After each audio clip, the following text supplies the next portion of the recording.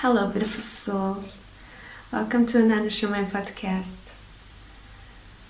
Today I'm feeling called to talk about some experiences that I had as a child, some supernatural experiences. And I wanted to share with you in order to bring awareness to some things that we may feel or connect to. And back then I had nobody that could help me with it.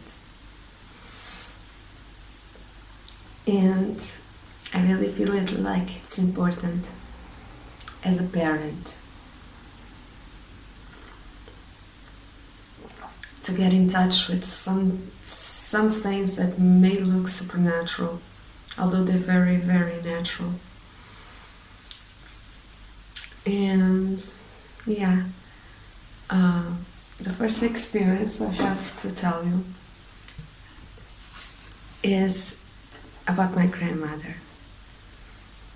And I only met one side, I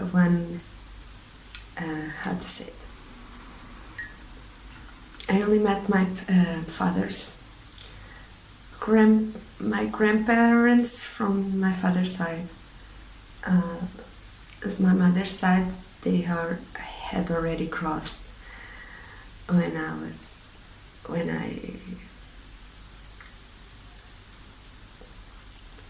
born, and so I've only met one side. And I always loved my grandmother. Wait, Misty cannot be here. Drink your tea, okay?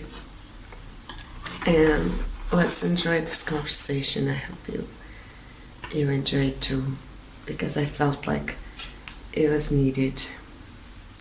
And so let's begin.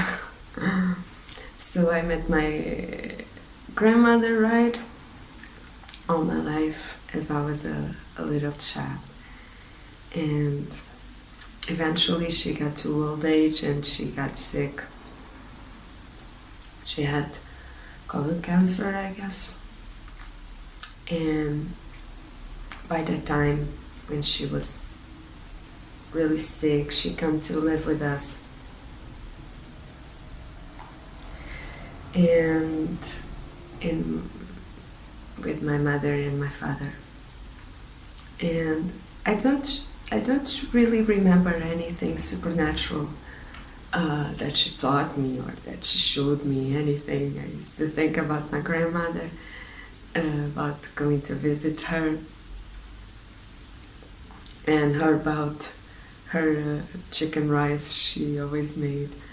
So it was not like that, like she didn't give me any ancestral knowledge or anything like this. But okay, I was very small, and I cannot remember really how old I was. I have to ask my phone. But she came, and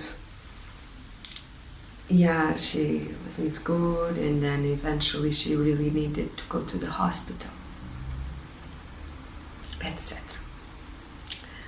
And she passed, and I don't really remember lots more from that time, Obviously, I was a child, and probably my parents were not like putting me on their business because, to protect me. But I remember that she passed, and where she comes from is a little far away. So on that day, my parents left me with the neighbors. They used to take care of me like it was a normal thing. And I remember going to sleep. And I don't know if I dreamed. But today I don't think I dreamed. But the next thing I remember was me in my father's car, waking up. And like my grandmother used to live right next to a castle, here. And she didn't live inside the castle, but it was like right next to the wall of the castle. And every time we went to visit, it was always like grandmother's castle, right? And I remember in that day that she passed and my parents went to the funeral. I was with a neighbor, but I remember waking up in my father's car and saying, "Hey, we almost arrived. There's grandma's castle." And everybody says that I was never in that car, but I could swear on it. I know I was, I don't remember funerals, anything. I just remember being in that car. And ever since then, I've been telling everyone I went to the funeral. But technically, I was never there. I was only there in the 5D. But I know I was there. That is like one of the first experiences I really... And like this happened throughout my childhood. I know, right? But it's kind of an impossibility. So, yeah, that was one of the first things. Like I totally astral travel to meet my grandmother. And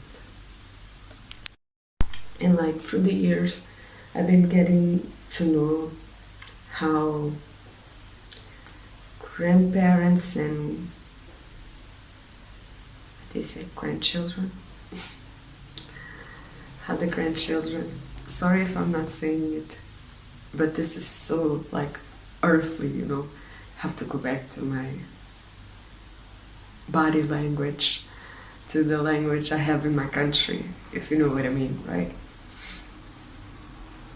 Because I'm talking about the roots, so like the English goes all weird because it's not really my root, right? Either way, I come to understand this. First, though, all the spiritual knowledge we have. In here I'm talking about the woman, about the witch. Comes from our grandmothers, right? And I've become aware that there's a real there is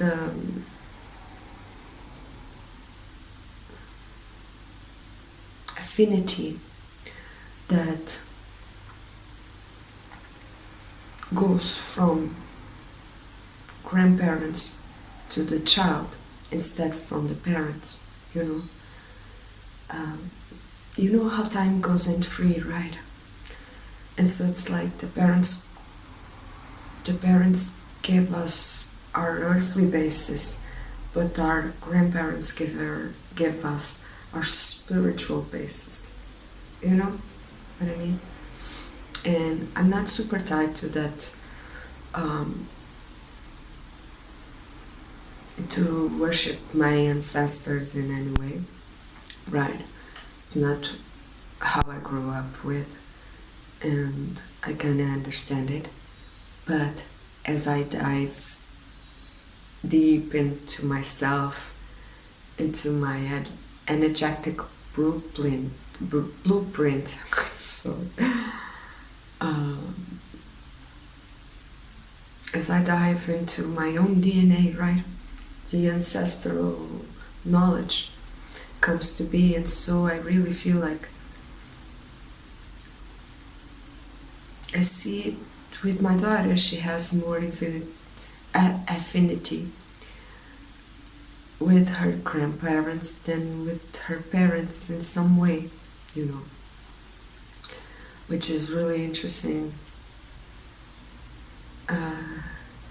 So yeah, that was my first case of astral traveling.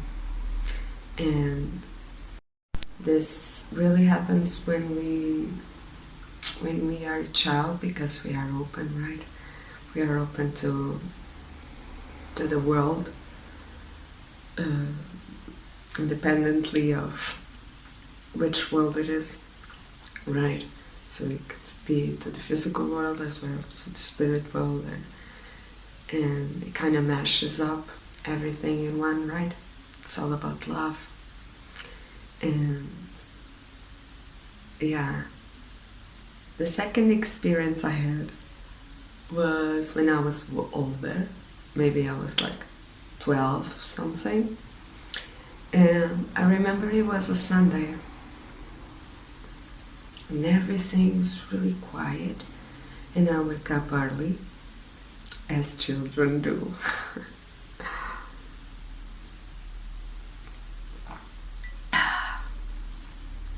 And I was about to go to my mother's bedroom. And her bedroom and the bathroom are really close. And I know I opened the door of the bedroom and she was lying, right? And then I heard a voice and I look, and my mother was like in the bathroom, in the toilet, talking to me. And I don't remember what she said. She could say like good morning or something. So I started to talk to her in the bathroom. But then I look and she was in the bedroom, you know, and so like in a sense she was never in the bathroom, although she was. And now we know that, you know, if we study a little about particles and quantum science, we can understand that the same object could be in two places at once, right? That could be put in totally different places of the world and still have the same reactions, still share a life, right? This is still kind of a concept that it's not easy for us to live upon, right? And it's not yet a mainstream common knowledge, right? But we are become aware of such happenings in the world. The first story I wanted to tell you is the most important one for me to speak upon. Again, because of misconceptions that I wish to. And it's about something that used to happen to me when I was a child too. Also, like, I could be 12 or maybe earlier, maybe 7. I'm not sure, you know, I guess I've always lived in the eternal because time for me is not really something I can put on boxes. You know, at school, like history classes, I used to know everything about the lives of the kings, but then I didn't have good grades because I didn't know the dates. You know, such an important thing, dates. But okay, so I could be 7 or 12, and I used to have what I see now, what they call sleep paralysis. And there are many things, or I come across many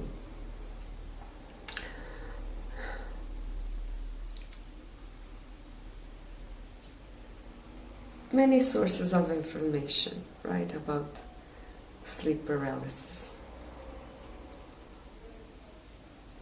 And it was only when I started to meditate and go through different stages of consciousness that I could really understand the different states of consciousness I used to go through as a child, right?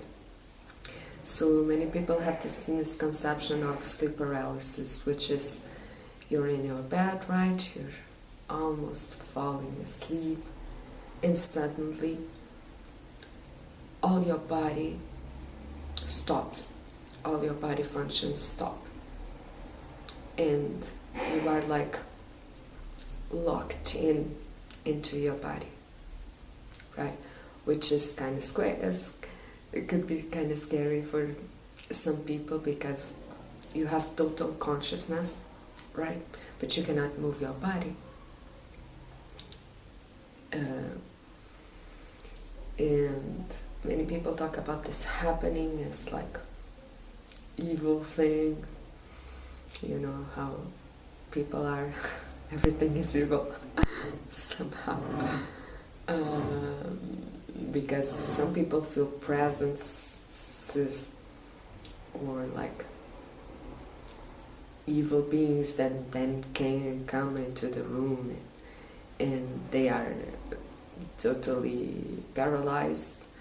So whatever, I never saw beings in my experiences, and this paralysis of the body is something that happens when we enter certain stages of meditation too, when we are totally connected with the spirit, right? And yeah, I never had this seeing beings, although I think that comes from fear, right? It is when you don't know what it is, because that's usually how things are. We fear the unknown. When we don't know what it is, we cannot be comfortable in it. And some people might recognize fear within them, right? And other people don't. So that fear comes and gets expressed outside of them as an enemy, as a ghost, as a as a evil energy. I never saw anything like ugly, although I was scared. It was kind of scary, right? You're there, you know you're there, you are perfectly conscious, but you cannot move your eyes, you cannot move your mouth, you cannot move any part of your body. And I used to feel that, and obviously I didn't have anybody to tell, right? Or if I did, the answer would be like, okay, right? I even have these experiences with my daughter because she's 4 now, and especially with Halloween coming, all of this mainstream ideas, she starts to get affected by it, and she asks me about ghosts and about spirits and about monsters and about a lot of things, and I cannot really explain to her, it's kind of still in between.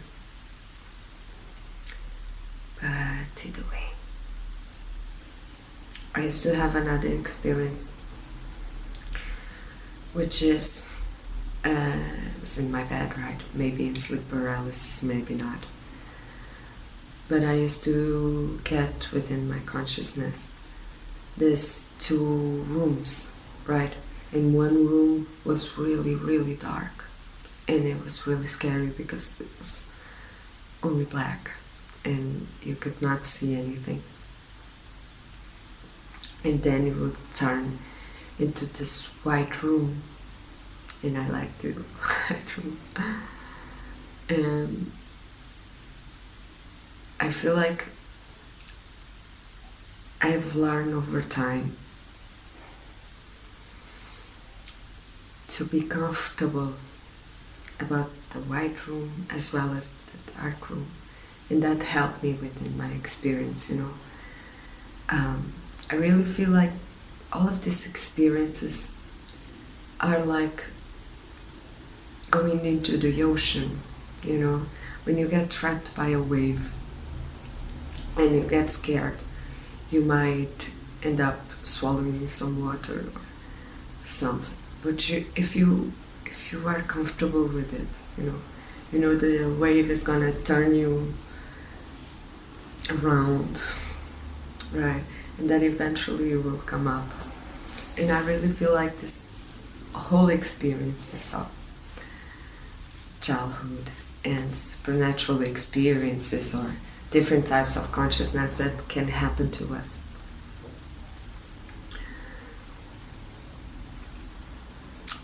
That we have to be comfortable with them, right? Or else they can be scary or confusing, especially for children. I had many experiences, right? Today I'm just talking about the most basic and probably not interesting, but still have to share of my childhood because those are the ones I most remember of having. And I don't know if I have an intuitive thing that tells me that all of that is normal, right? All of that is okay. But just wanted to share because I wanted actually to do a video that I still didn't do about the children, right? About the special children that come with superpowers, that come with heightened awareness of how the world is. And they come to merge the spiritual and the physical worlds, right? And so I ask you, if you are parents, please protect its children. If you're not parents and you know other children, please protect them, right?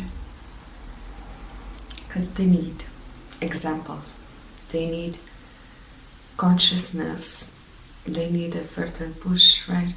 We cannot tell everything, right? Children only achieve imagination in the spirit world after 7. But we can remove the old superstitions, right? Or the negativity that such conversations, such happenings, such occasions might bring to them. So yeah, if you like this video, please give me a thumbs up, subscribe, comment. I noticed that I can only do direct videos or like live videos when I have 50 subscribers, so please subscribe to my channel so I can have more room to grow. And please visit my shop. Also, I created a Patreon. If I have Patreons in it, we can do cool stuff too. Different extras. And did I say visit my shop? Yeah, visit my shop. Yeah, we need money also for children, And you know how much I love you. Thank you for always being there. And I'll see you soon.